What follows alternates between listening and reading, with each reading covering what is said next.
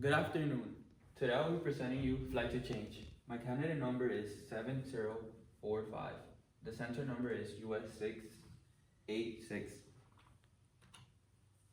Greetings, my name is Esteban Herrera, currently a junior in Miami Springs Senior High.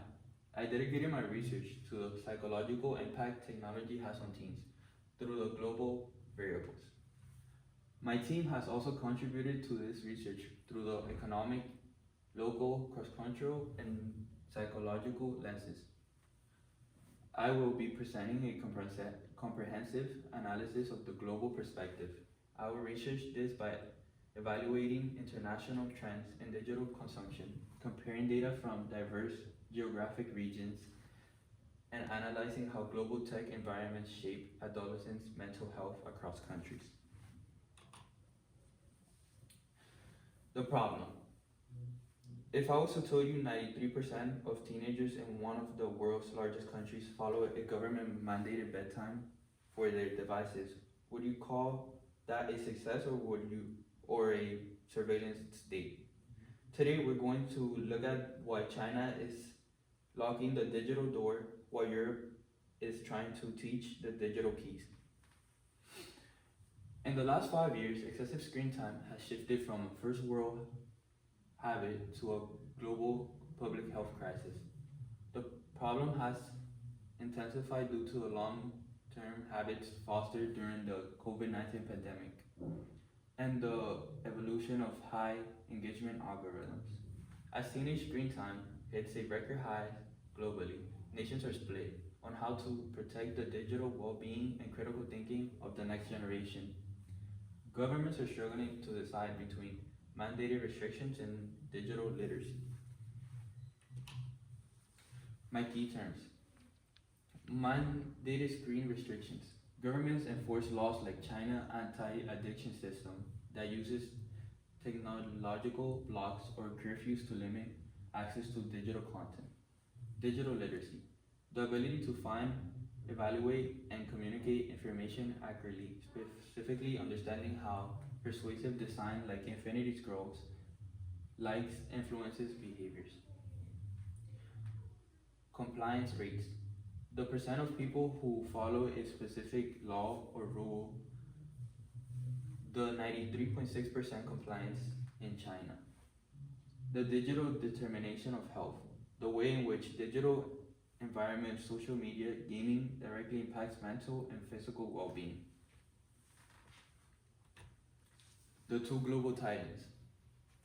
China approach focuses on strict gaming curfews and facial recognition to enforce a hard stop. According to PNC, this leads to a massive 93.6% compliance rate, successfully cutting down raw gaming hours.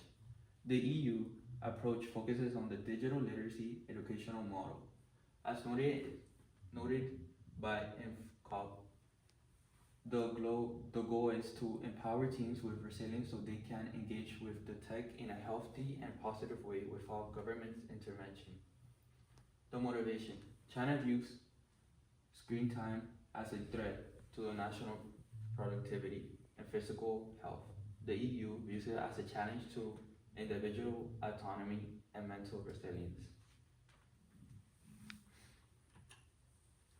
Examples and evidence. The substitution effect research from PNC suggests that while China bans decreased gaming time, it didn't necessarily improve mental health. Many teens simply switched to short video platforms like TikTok. The addiction loophole.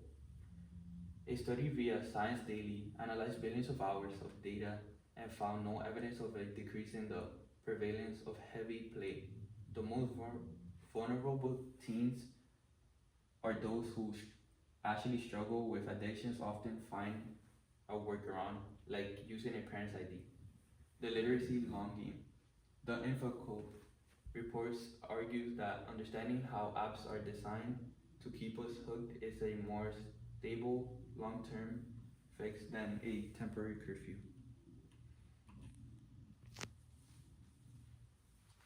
The solution. The hybrid model, moving from one size fits all bans, restrictions may help the average user, but they felt the most addicted users. Critical thinking as a vaccine. Following the EU model, schools should integrate digital literacy into a core curriculum so teens can recognize and resist addictive design patterns. Targeted support. Instead of board bans, government should focus on research on the heavy players who bypass rules, providing clinical mental health supported rather than just digital blocks. We have to address why teens are turning to screens in the first place. Often it's a research for communities or escape for stress.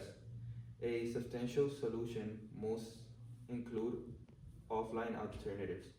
If we take away the digital world, we have to provide a physical one. Better public spaces, more extracurriculum fundings, and integrate mental health support in schools. We can't just delete the digital addiction, we have to replace it with a real world connection. Ultimately, the goal isn't to create a world without screens. That's impossible in 2026. The goal is to raise a generation that is digital native but not digital dependent. Whether we follow the Chinese model or strict enforcement of the European model of education, the object is the same, returning the remote control of the human mind back to the individual. And these are my references.